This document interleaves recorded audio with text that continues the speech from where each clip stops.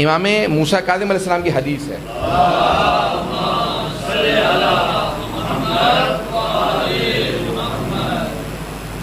فرماتے ہیں رحم اللہ امرأن عالما، خدا رحمت نازل کرے، میں ترجمہ نہیں لکھوں گا، اللہ رحمت نازل کرے اس مرد پہ یا اس فرد پہ جو یہ جانتا ہے۔ کیا جانتا ہے؟ امام نے یہاں 3 چیزیں شمار کی ہیں، سب ان کو غور سے سنیے گا آج کا درس۔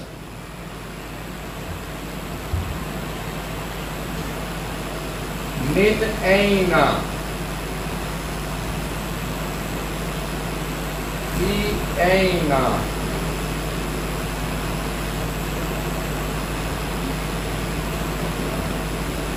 اور الائین۔ امام فرماتے ہیں جو ان 3 سوالوں کا جواب جانتا ہے، من اینا کہاں سے آیا ہے، کہاں پہ رہ رہا ہے اور کہاں جا رہا۔ ساتھ میں امام فرما رہے ہیں خدا رحمت نازل کرے، یعنی وہ بہت سے لوگ پوچھ رہے ہیں کہ کیسے مومن بنے، کیسے بخشش کے قابل بنے، ہم تو جانتے نہیں ہیں، مر جائیں گے، اللہ پوچھے گا بھئی تم جانتے تھے کہ نہیں جانتے تھے۔ امام کہہ رہے ہیں اللہ رحمت نازل کرے، میننگ یعنی کیا مطلب ہے کہ رحمت ہے اس پہ جو ان 3 سوالوں کا جواب جانتا ہے۔ کیا ہے سوال؟ کہاں سے آیا ہے، کہاں پہ رہ رہا ہے اور کہاں جا رہا ہے۔ پہلے کو کہتے ہیں مبدا، عربی میں کہتے ہیں مبدا، دی اوریجن، انگلش میں کہتے ہیں اوریجن، مبدا۔ یہ ہے دنیا اور یہ ہے معاد۔ پہلا ہے مبدا، اوریجن۔ اوریجن کہتے ہیں، مبدا کہتے ہیں انسان کی شروعات، یعنی توحید، ہر چیز اللہ سے شروع ہوئی ہے اور اس میں پہلے ہی عقیدے کے اندر ہے توحید اور عدل۔ توحید و عدل پہلے والے عقیدے کے اندر ہے۔ کہاں سے آئے ہیں؟ اللہ کی طرف سے آئے ہیں جو عادل ہے۔ فی اینا کہاں رہ رہے ہیں؟ دنیا میں۔ تو دنیا کا کیا ہمیں پتہ ہونا چاہیے؟ رسالت اور امامت۔ تو دنیا میں رہ کے ہمیں نبی کی اطاعت کرنی ہے اور امام کی اطاعت کرنی ہے۔ ساری چیزیں، فروعات دین، اخلاقیات، سب کچھ اسی میں آ جائے گا۔ اگر کوئی کسی کو مانتا ہوگا کہ میں اس دنیا میں کسی مقصد سے آیا ہوں، کسی مقصد کے لیے آیا ہوں، کسی نبی کا پیروکار ہوں، اس کے اوپر ایمان رکھتا ہوں، کسی امام کا ماننے والا ہوں، تو اس کے اس ایمان کا نتیجہ اس کی زندگی میں نظر آئے گا، اور جو نہیں مانتا ہوگا اس کی بھی زندگی میں نظر آئے گا۔ بات واضح ہو رہی ہے سب لوگوں کے لیے؟ تو کہاں پہ رہ رہے ہیں؟ دنیا میں۔ دنیا میں کیا ہے؟ رسالت و امامت، اور آخر میں الائین، کہاں جا رہا ہے؟ معاد، the return۔ معاد ہے عود سے، ہماری برگشت، ہمارا پلٹنا۔ پلٹ کے کہاں جائیں گے؟ قیامت میں حساب کتاب کے لیے۔ امام فرماتے ہیں اللہ رحمت نازل کرے جسے ان 3 سوالوں کا جواب معلوم ہے، بخشش اسی کے لیے جو ان 3 سوالوں کا جواب جانتا ہے۔ معاد ہے، کوئی مسئلہ نہیں۔ اب آئندہ تھوڑا سا اس کو ایکسپلین کروں گا۔ عزیزان گرامی، اگر وہ کہتا ہے نا کہ ہماری زندگی کا مقصد کیا، ہدف کیا، ہر چیز کا کوئی ہدف ہوتا ہے نا۔ آپ نے یہ امام بارگاہ بنایا، امام بارگاہ نہیں تھا، کتنی سٹرگل کی، محنت کی، کوششیں کی، لوگوں نے پیسے لگائے، مزدوریاں کی، سب کچھ کیا، اس کا کوئی مقصد تھا۔ کیا مقصد تھا؟ کہ یہاں پہ آ کے آپ محمد و آل محمد کا تذکرہ کر سکیں، ان کے علوم سیکھ سکیں، ان کی معرفت حاصل کر سکیں، ان کی خوشی میں خوش ہوں، ان کے غم میں غمگین ہوں۔ یہی ہدف تھا یا نہیں تھا؟ آپ نے اسے پانے کے لیے کتنی کوشش کی؟ کیونکہ آپ کے دل کے اندر تھا کہ ہاں یہ ہونا چاہیے، تو آپ کو مقصد واضح تھا۔ مقصد انسان کے لیے 2 چیزیں بہت اہم ہیں، سب کی توجہ ہو میرے ساتھ۔ ایک مرتبہ مجھے پتا ہے کہ مجھے کسی کے گھر جانا ہے اور مجھے پتا ہے کہ گھر اس طرف ہے، تو میں کیا کروں؟ اس طرف منہ کر کے کھڑا ہو جاؤں اور پھر پوچھوں گھر کیوں نہیں آ رہا؟ کوئی وجہ بتا سکتا ہے مجھے کیوں نہیں آ رہا گھر؟ میرا منہ بالکل صحیح ہے، میرا رخ اس طرف ہے، ڈائریکشن میری صحیح ہے۔ 2 things are very important: direction and movement. ایک آپ کی جہت صحیح ہو اور دوسرے حرکت ہو۔ میں پہنچ اس لیے نہیں رہا کیونکہ میری ڈائریکشن صحیح ہے، حرکت نہیں ہے، میں کبھی نہیں پہنچوں گا مقصد تک۔ دوسری مرتبہ میں دوڑ رہا ہوں، بھاگ رہا ہوں، لیکن مقصد نہیں آ رہا کیونکہ میرا رخ صحیح نہیں ہے۔ میں اس طرف بھاگتا چلا جا رہا ہوں، بھاگتا چلا جا رہا ہوں، 1.5 سال تک بھاگتا رہوں گا، میں پہنچوں گا نہیں، کیونکہ میری ڈائریکشن، سب پہنچ گئے؟ تو اب 2 چیزیں بہت ضروری ہیں، ایک ہے ڈائریکشن اور دوسری ہے موومنٹ۔ ایک ہے آپ کی جہت صحیح ہو، جہت، کیونکہ کچھ بچوں نے مجھے کہا کہ انگلش کے الفاظ استعمال کریں، وہ اٹیلین سے زیادہ قریب ہیں، اردو اتنی سخت آپ استعمال کر رہے ہیں کہ ہمیں سمجھ میں نہیں آ رہی۔ اردو سخت نہیں ہے، اردو میں الفاظ ہی نہیں ہے، میں عربی فارسی ہی کے الفاظ استعمال کر رہا ہوں، تو وہ عربی فارسی کے الفاظ تھوڑے سے مشکل ہیں، ٹھیک ہے، عربی فارسی کے الفاظ مشکل ہے۔ اب آئیے ذرا مبدا، اس لیے میں نے بتا دیا اوریجن، شروعات، اردو میں ہے ہی نہیں اس کا کوئی لفظ۔ اب آئیے ذرا غور کریں، ہدف واضح ہونا ضروری ہے۔ ہم سب لوگ صبح سے شام تک کام کر رہے ہیں، جابس کر رہے ہیں، اٹیلینز بھی جاب کر رہے ہیں، ہم بھی کر رہے ہیں۔ آخر میں کہتے کہ اٹیلین نے آپ کو روک کے پوچھا کیا ہوا، تم جنت میں کیسے چلے گئے؟ میں تو جہنم میں گر گیا، میں زیادہ قابل تھا، میری اٹیلین زیادہ اچھی تھی، میں تم سے زیادہ خوبصورت تھا، میری محنت زیادہ تھی، مجھے پہلے سے 2 مکان ملے تھے، تمہارے پاس وہ مکان ہی نہیں تھا، میرے پاس 5 گاڑیاں تھیں، تمہارے پاس تو 1 تھی، میں جہنم میں چلا گیا، تم جنت میں چلے گئے، یہ کیا ہوا؟ بات واضح ہو رہی ہے؟ کبھی آپ کی حرکت تھی، ڈائریکشن صحیح نہیں تھی۔ زندگی کا کوئی ہدف، مقصد ہونا چاہیے یا نہیں ہونا چاہیے؟ عزیزانہ گرامی، ہم نے کہا اللہ عادل ہے، ایک اور صفت ہے اللہ کی، اللہ حکیم ہے۔ حکیم سمجھتے ہیں؟ دی آل وائز، فعل الحکیم لا یخلو عن الحکمہ، حکیم کا کوئی فعل، کوئی کام حکمت سے خالی نہیں ہوتا۔ اللہ نے اتنے انسان بنائے ہیں، بے مقصد تو ہو نہیں سکتے، کوئی ہدف ضرور ہوگا۔ شہد کی مکھی کو اپنا ہدف معلوم ہے، وَأَوْحَى رَبُّكَ إِلَى النَّحْلِ أَنِ اتَّخِذِ الْبُيُوتَ فِي الْجِبَالِ، اور آپ کے رب نے شہد کی مکھی پہ وحی نازل کی، الہام کیا کہ پہاڑوں میں گھر بنانا، وہاں پہ شہد پیدا کرنا بڑا آسان ہوگا، انسان پرندے درندے دوسری طرف نہیں پہنچ سکیں گے، وہاں جا کے اپنا گھر بنا لینا، وہاں پہ چھتا بنانا، اس کے اندر شہد پروڈیوس کرتے رہنا، اپنا ہنی بنانا، ٹھیک ہے نا؟ عزیزان گرامی توجہ ہے مجھ میں کہ میرے ساتھ؟ تو اب شہد کی مکھی کو اپنا ہدف پتا ہے، مجھے اللہ نے ایک ہدف کے لیے پیدا کیا ہے، مجھے شہد پیدا کرنا ہے۔ کبھی ایسا نہیں ہوتا کہ صبح ہو وہ کہ آج میں ناغہ کر لیتی ہوں، آج ناغہ کر لیتی ہوں، آج شہد نہیں بناؤں گی، کبھی نہیں ہوتا۔ صبح اٹھتے ہی اسے پتا ہے مجھے شہد بنانا ہے، جب تک مر نہ جائے وہ شہد بناتی رہتی ہے۔ امام علیہ السلام کہتے ہیں مجھے شہد کی مکھی بہت پسند ہے، اسے مارنا مکروہ ہے، کیوں؟ صرف حلال کھاتی ہے اور صرف حلال پیدا کرتی ہے۔ اسے اپنا ہدف معلوم ہے، اللہ نے اسے ایک حلال رزق پیدا کرنے کے لیے خلق کیا ہے، ہدف معلوم ہے، وہی کام کر رہی ہے۔ کتنے جانوروں کو، پرندوں کو اپنا ہدف معلوم ہے نا، بس وہی کرتے رہتے ہیں، اسی ہدف کے اندر چلتے رہتے ہیں۔ اللہ کہتا ہے دیکھو ذرا دوسروں سے سیکھ لو، خود نہیں جانتے دوسروں کو دیکھو، ذرا اپنے اطراف میں دیکھو، اپنے ہدف پہ چل رہے ہیں، ہر چیز کھلن یجری الی اجل مسمی، ہر چیز اپنے مدار میں۔ سورہ یاسین ہے نا، یہ بہت سی سوروں کے اندر آئے ہیں ایسی آیات، تو بہت زیادہ قرآن کے اندر، کھلن یجری الی اجل مسمی، ہر چیز اپنے اس ہدف کو پورا کر رہی ہے، چل رہی ہے۔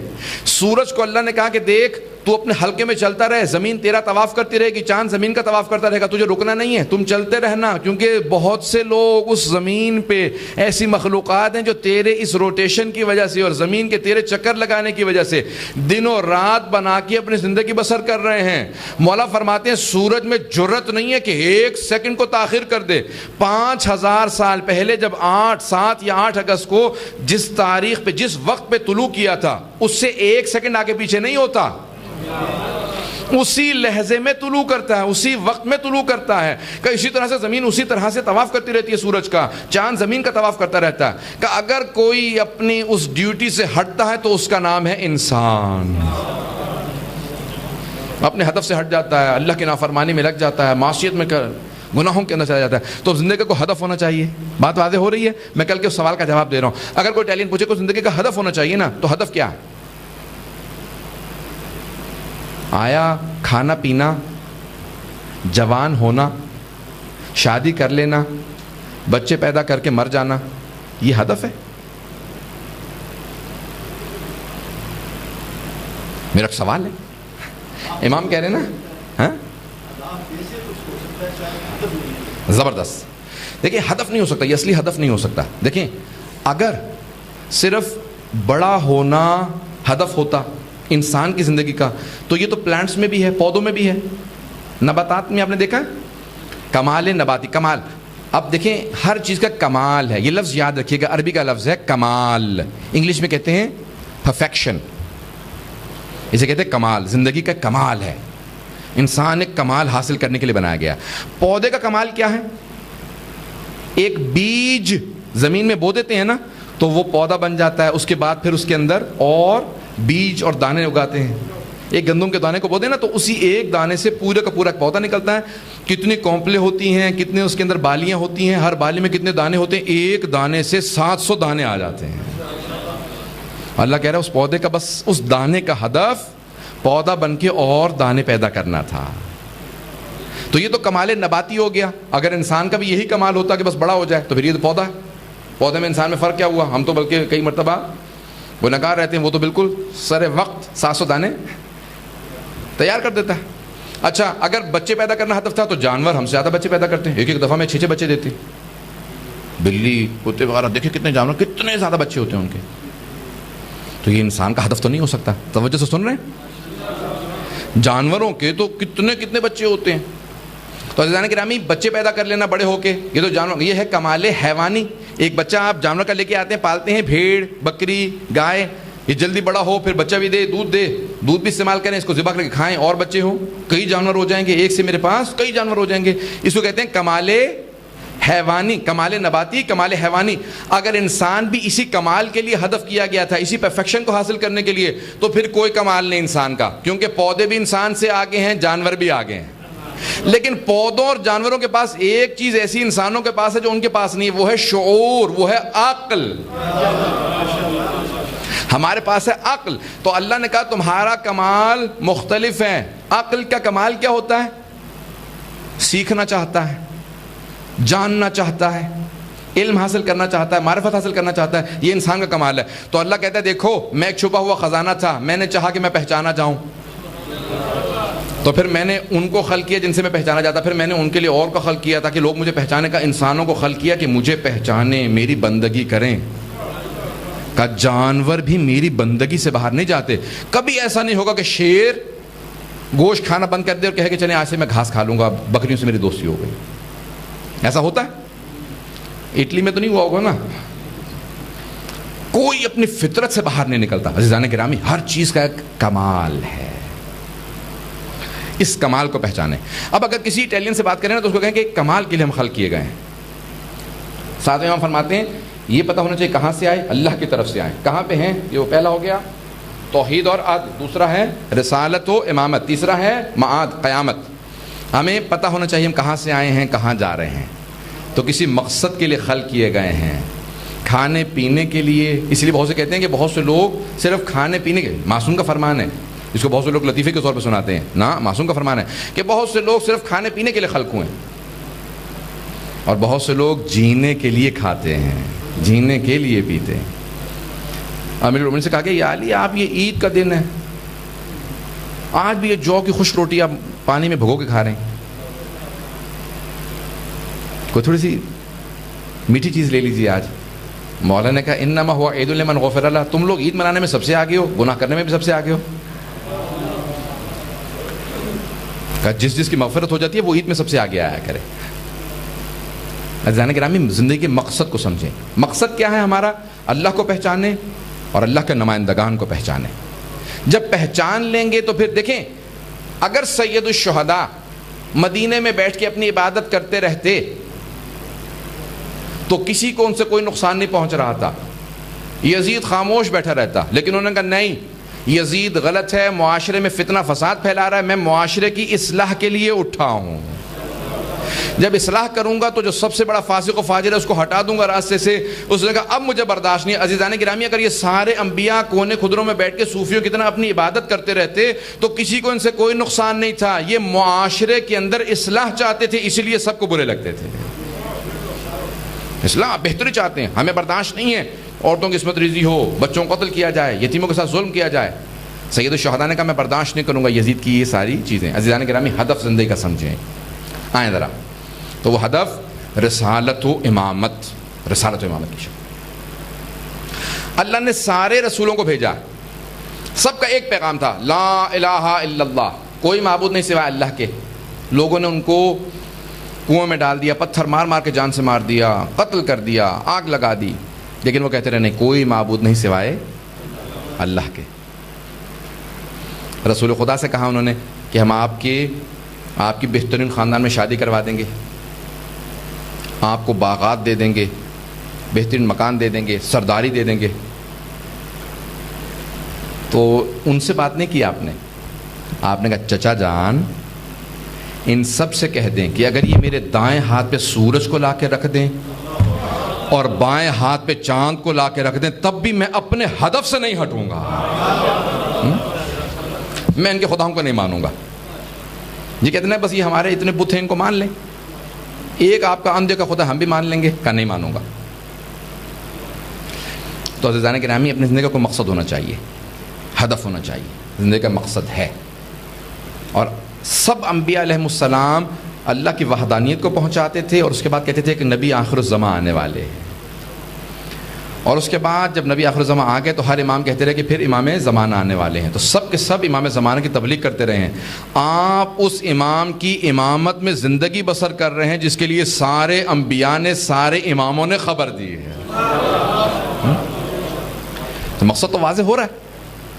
عزیزان گرامی مقصد پہچاننا، معرفت ہے. سب سے بڑا جو ہے مقصد ہے پہچاننا. پہچان لیں تو پھر کافی ہے. ہم نے پہلے آپ کو کیا کہا؟ پہچان لیا میری جہت صحیح ہو گئی، ڈائریکشن صحیح ہو گئی، کافی ہے؟ نہیں، موومنٹ ضروری ہے. میں صحیح ڈائریکشن کر کے کھڑا رہوں، کبھی اپنے مقصد تک نہیں پہنچوں گا جب تک میں حرکت نہیں کروں گا. تو پھر مجھے کوشش کرنی چاہیے کہ میں امام کی خدمت کی کوشش کروں، دوسروں کو بتاؤں، پیغام دوں. دنیا ہمارے امام زمانہ کے ماننے سے خائف نہیں ہے، اس بات سے خائف ہے کہ یہ دوسروں کو بھی بتا دیں گے. بہت سے لوگ پوچھ رہے تھے عراق کے اندر مسجد سہلہ کے باہر، اتنا ذرا بتاؤ تم نے امام مہدی کو تو نہیں دیکھا؟ اس آدمی کا میں نے تو نہیں دیکھا.